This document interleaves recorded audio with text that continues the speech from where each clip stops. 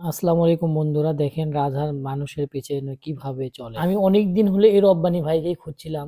আমি প্রায় 2017 কি 16 সালে দেখছিলাম ইনার একটা রাজহাঁস আছে, আর এই রাজহাঁসটা ইনি যখন যেখানে যায়, বাজারে যায়, সেখানেই পিছে পিছে ছোটে। তো আজকে আমি ক্যামেরা বন্দি করতে পারছি, এই জন্য নিজেকে অনেক ভাগ্যবান মনে করছি।